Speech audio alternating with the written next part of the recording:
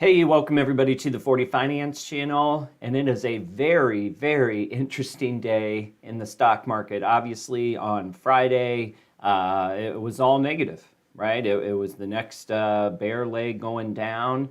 Banks were failing, and there was some serious risk out there, at least from the media perspective, of which way, our fortunes were headed for the next 30, 60, 90 days. Now here we are today, and we're actually seeing an uptick in the market after the Fed and President Biden come out and said, the banks are safe, all this.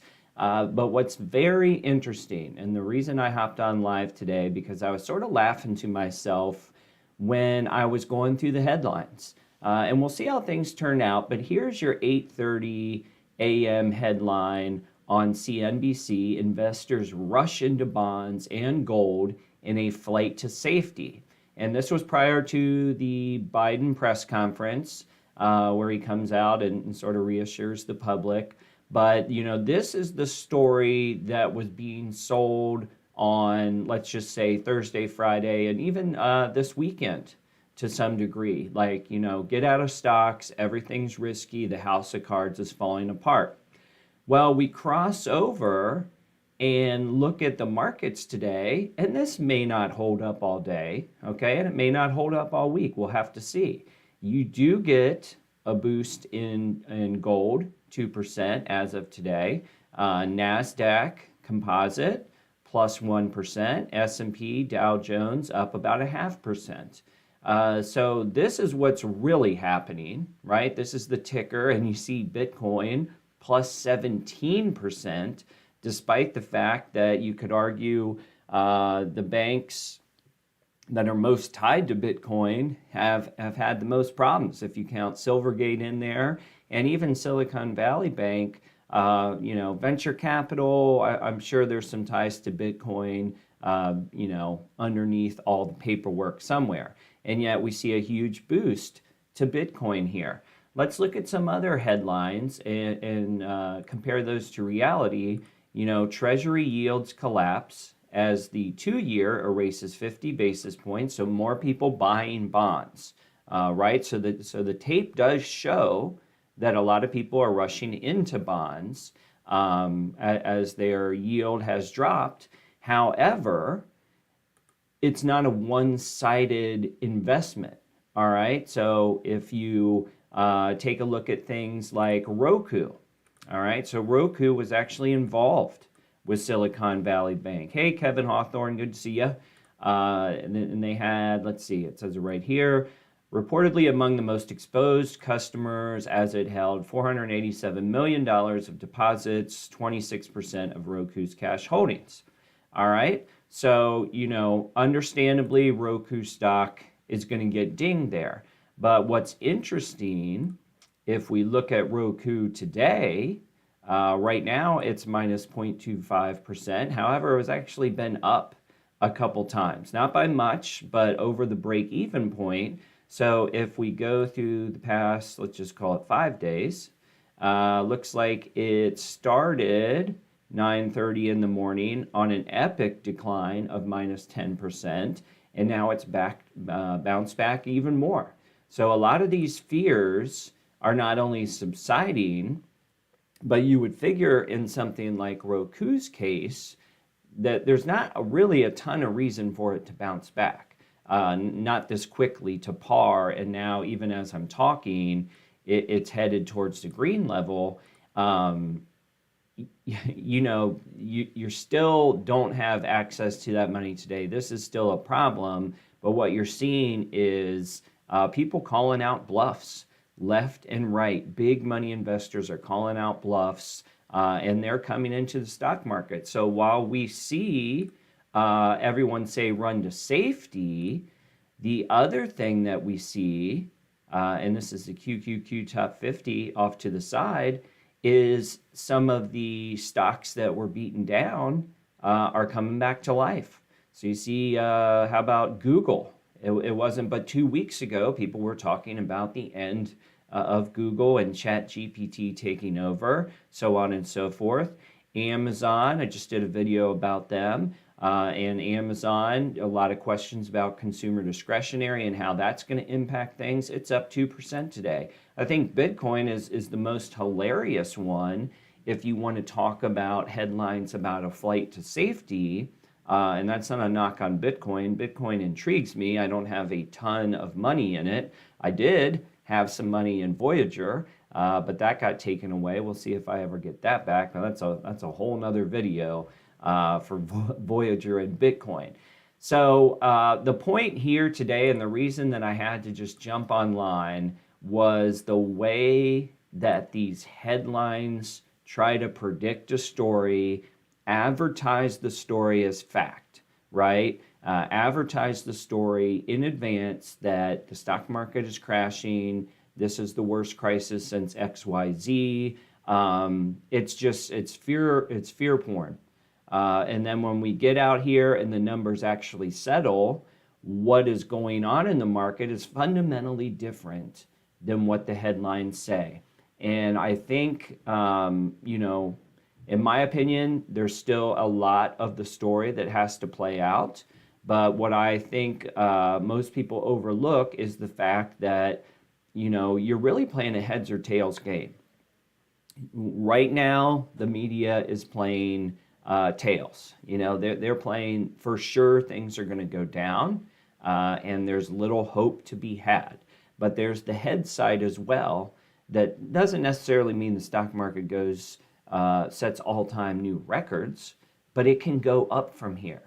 And frankly, there are so many bear stories weighing down on stocks, particularly growth stocks right now, that, I'd make the argument that the heads case has a better chance of winning just because it needs less things to go right. This little boost that we got today was simply just having the government come out and say, don't worry about it. We've got everything covered. And then obviously there's the Fed play too, and there'll be tons of speculation on which way the Fed goes with interest rates. There's a lot of commentary out there about the Fed finally broke something is probably what you'll hear a lot today. And it's true to some degree. Now, did they break a fundamental element of the economy, or did one or two use cases become overstressed out? My opinion leans towards one or two use cases, but on the same token, I'll take it. So as an investor in QQQ, as a believer in growth at a reasonable price, I'll take this all day long, and I'm glad that some of these media outlets that are always bearish, always bearish, I'm glad they're getting punched in the face today, just to be honest with you. Well, we got a long way to go. It's March. Yeah, we got to get all the way to December to see how the year finally settles out. But this, to me, is an inflection point that says you can't count on the bear case continuing forever. And by forever, I mean you don't have that much gas left in the tank on the bear case, in my personal opinion. So Derek Ridland's here.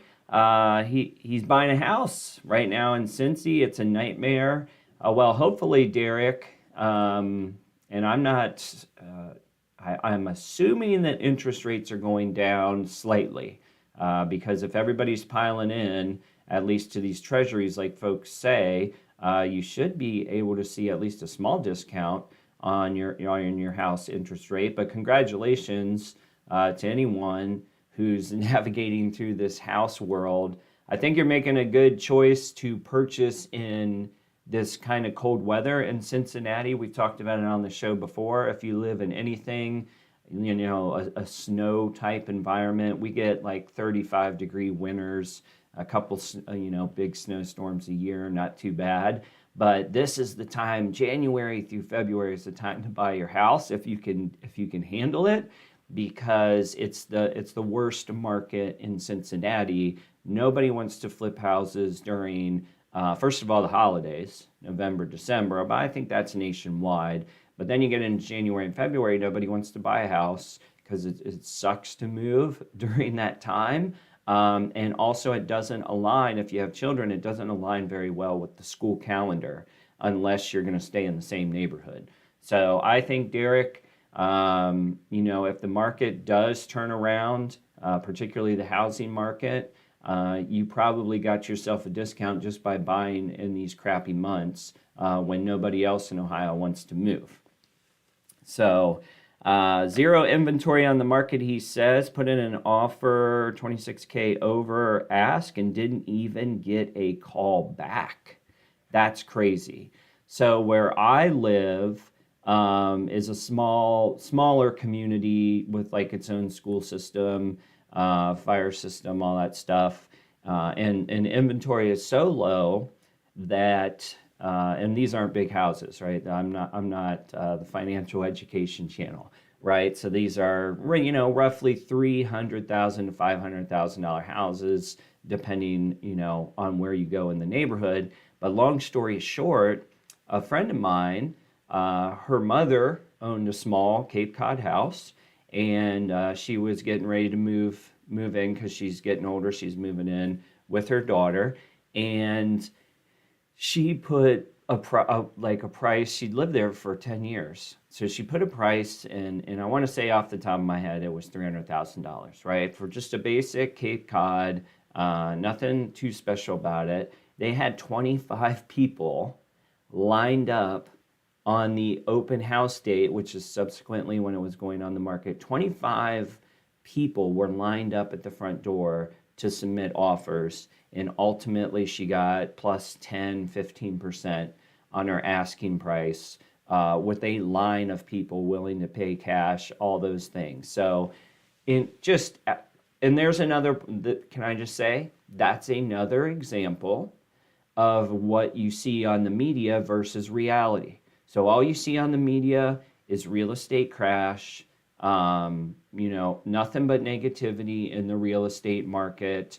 But when you get down to the brass tacks and you start walking around middle America, that's not the case. Now, I certainly wouldn't be surprised if you live in California, Las Vegas, New York, that maybe you're seeing some weakness because those, just like growth stocks, those houses went up more than middle America. So of course they might come down some, but if you're talking about despair in the real estate market, you're not talking about Ohio, okay? I doubt you're talking about Nebraska, Kansas, and guess what, folks? Pennsylvania, a lot of people live in these places. You can take a look at the electoral map sometime on these Midwestern states, and you can see that there's quite a bit of people in these places. So that Derek's comment on housing is just another example of where the headlines in the media don't always match up to reality, and I think it's very hard to follow suit and expect to win long term when these headlines flip, boom, boom, boom. You have to find whatever you're comfortable with investing, and you got to play the long game. There's not a ton of secrets there, right? 3 to 5 years in any stock that has a healthy balance sheet and growth prospects is probably going to do fine. Do you find the alpha stock? Probably not every time, right?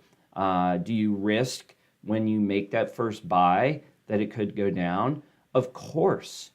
We all learned that lesson during COVID. And there's a lot of lessons I learned during COVID, but the number one lesson that I learned is I will never buy all of my anticipated position at one time, right? If I'm going to buy 100 shares of whatever, AT&T, I am not buying 100 shares if that's my max budget. Not buying that on Tuesday.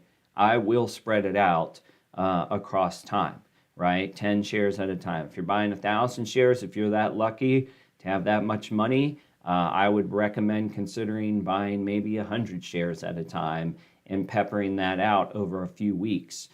Because just doing that one simple thing alone, when we saw 2022, which I got dinged hard in 2022, if you just were to spread it out a little bit better, You may have still been in the red, but you wouldn't have been in extreme red because you would have continued to average down with the expectation of a long-term future.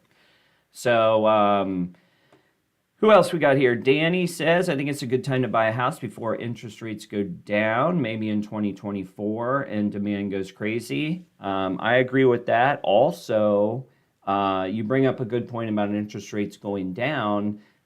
Even if you battle through inventory, like Derek did, and you purchase something, you're not stuck with these interest rates forever, right? Refinancing is a part of an American lifestyle at this point. They've made it so easy with the internet. I use Rocket Mortgage that I've been happy with, and I refinanced. I think I'm in the neighborhood of 3.5%, somewhere in there. But you pick the firm that you're happiest with. I liked Rocket because so much of it's online. That was one of the reasons I bought Rocket stock, which, oh, by the way, my holdings are down 50%, but I don't get too worried on a Rocket stock standpoint because eventually this thing's going to turn around, but it could very well take years.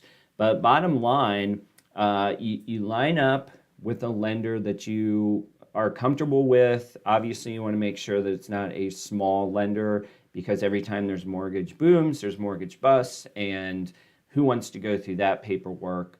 It actually happened to my father years ago. If your mortgage lender goes out of business, basically what they do is they just sell the assets. You don't lose your home. It's just another bank that you don't get to pick buys the mortgage.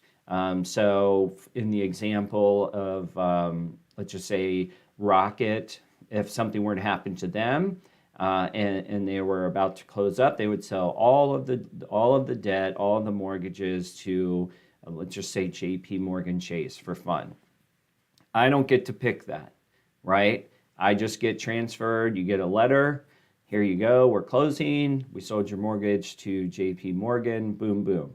So there's a stat buried in there, and I haven't looked at it in a long time, but a free tip I'll give you on selecting mortgage originators is that you look for, there's an origination score, something like that. I'm probably misquoting the actual name, but it tells you like what percentage of people who start with that company actually end up still with that company after 5 years, or on the flip side, is this company just spinning up loans and reselling them, in which case in 1 or 2 years, you might be with a totally different firm. So something to look out for. I don't even know that you can protect against it. I think it's just the way it is. But generally speaking, the bigger, stronger, better that a mortgage company is, the more likely it is that they'll hang on to your note and service it through the whole thing.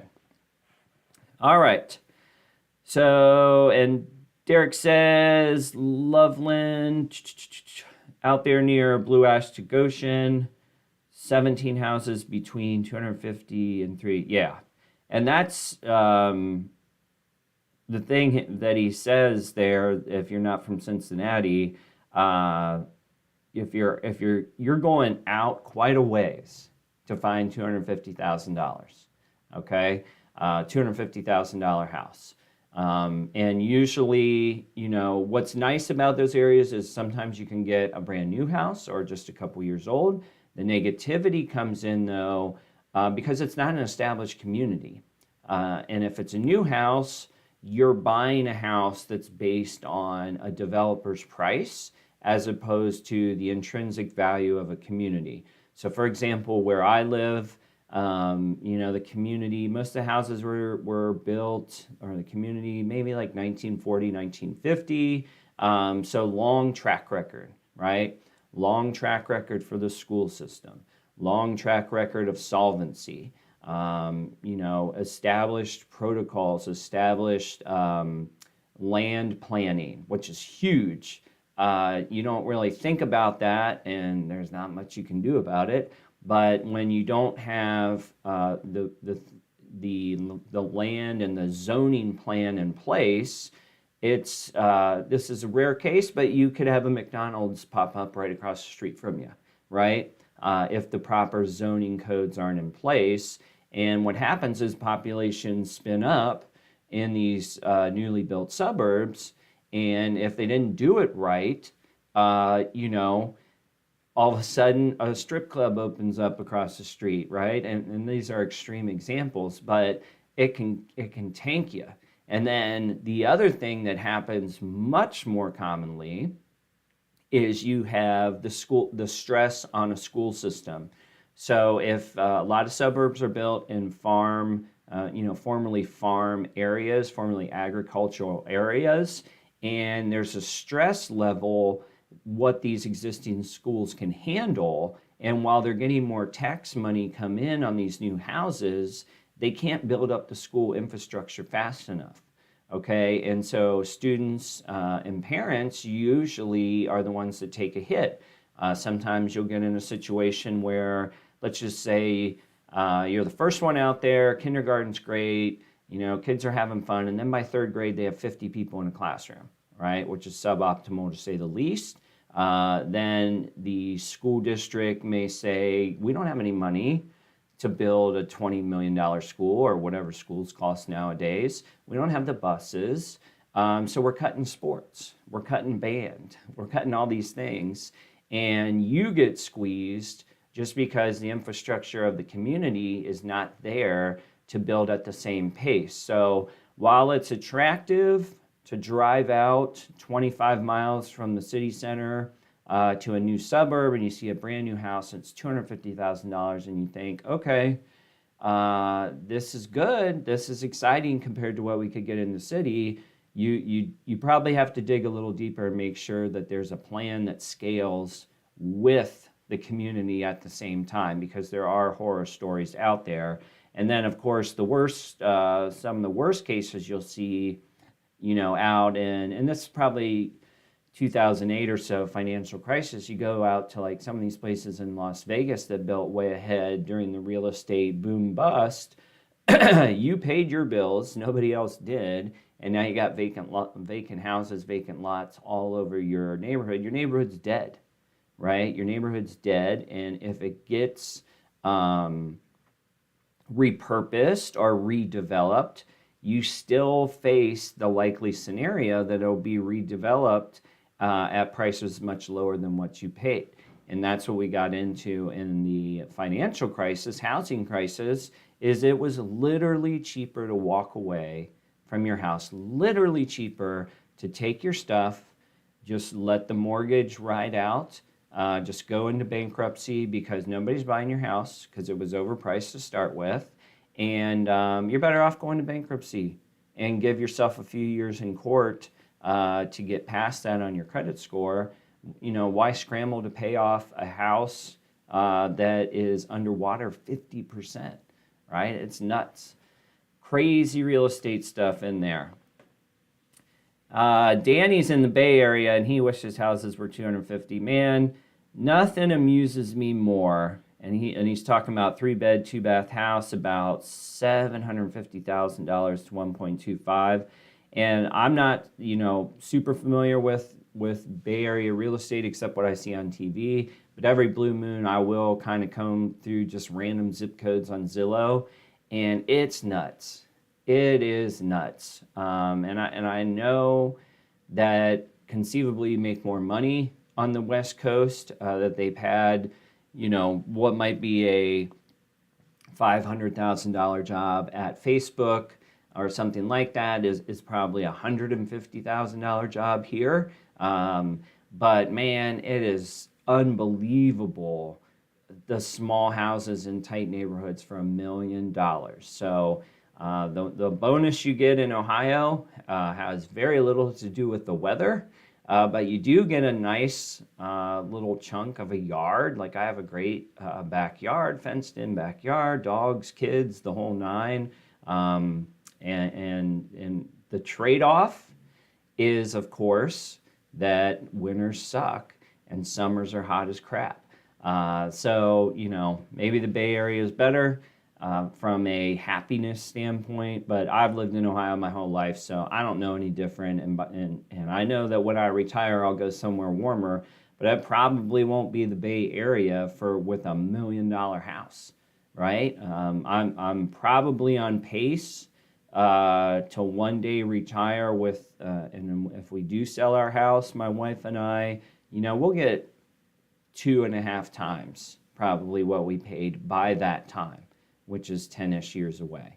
And with that, it'll be interesting to see what that gets us. Obviously, we'll just need something smaller once the kids are gone, but it'll be interesting to see what that really equates to over time. But it's a nice, if you can pull it off with a house that you can use with kids and with a happiness factor, to me, it's a no-brainer because you got to pay rent somewhere anyway. So if you can make the math work on at least owning a portion of your real estate, to me, it's a no-brainer. I'll just leave it at that. All right, so refreshing here on Seeking Alpha. As always, the Seeking Alpha $99 deal, I put a link in the description with my affiliate link. But now we got NASDAQ 1.51%.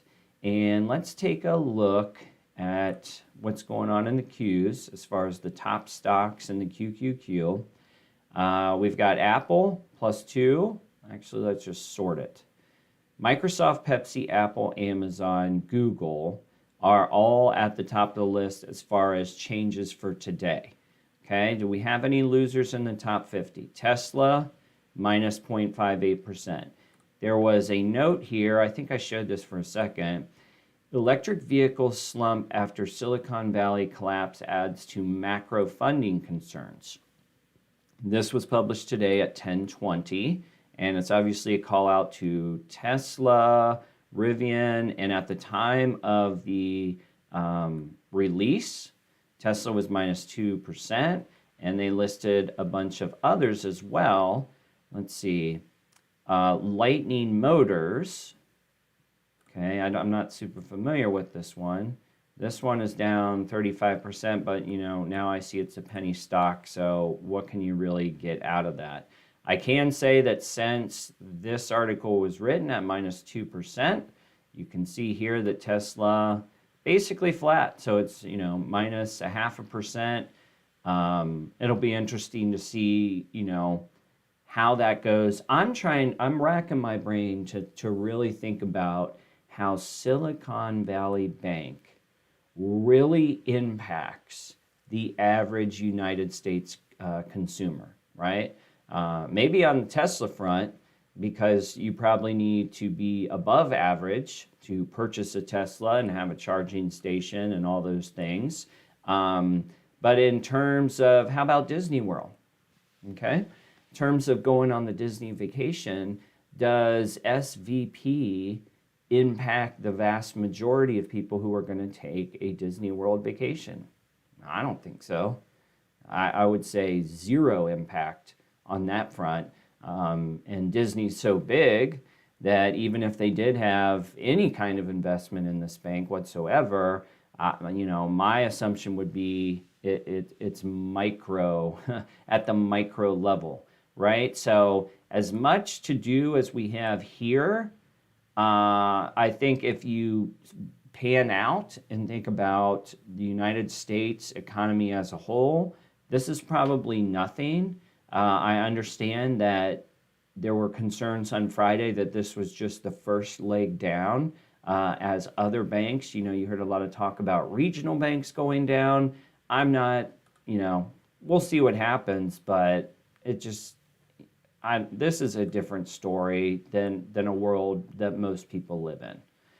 All right, on the other front, let's take a look at some, actually, let's take a look at the top 50% in ARK today, just because we know that you have to be very risk on to see any of these ARK stocks go. And I made this portfolio a while ago on Seeking Alpha, so I don't know if this is still their top 50%. It was just something I made to follow. You got Coinbase up 13%, CRISPR, Intella Therapeutics. Basically, everything up except for Roku, which we talked about. Roku, Tesla, Square. And actually, did Roku just go positive? It did. So we were talking about, you know, if you would have bumped into somebody on Saturday and you would have said, man, Roku stock, right? For whatever reason, if you had a bull case on Roku, and they would have laughed. They would have said, man, all your money was in SVB. This stock is done. It's toast. And maybe you would have put in an order to execute at 9:30 a.m. today to sell it all. And here's what would have happened, right? More people were buying instead of selling. So it's starting to annoy me on the CNBC side. I will say that. And here they've shifted. Dow jumps as investors bet SVP will get the Fed to back off hikes. They are so negative right now that it's hard for me to even watch. So yeah, I'm picking on them. And yes, I am bullish. So probably we're not a match made in heaven. But to me, it's very obvious that the media is selling epic crash and collapse. And when I look across the board, at least from a valuation standpoint, I would say things are at least fair, okay? I'm not saying that there's a huge amount of deals out there, but if you're investing slowly at a time with the assumption that certainly by the end of this year, we'll start to turn positive, and over the next 3 to 5 years, it's a given. This is just not breaking news to me. That deserves all these bears to come out and say we're screwed, and we're not seeing it. So remember that the next time the market goes down, guy gets on TV and says, I told you so. Remember today, where are they now, right? Where are they now when there's just been there's been a horrendous event followed by a mildly positive one, and we're off to the races, okay? So that was the point of today. I appreciate everybody stopping by. Hope you all are doing well. If later this week I'll have a couple more videos and maybe another live stream if this drama keeps up. But hope you have a great day. We'll see you on the next video.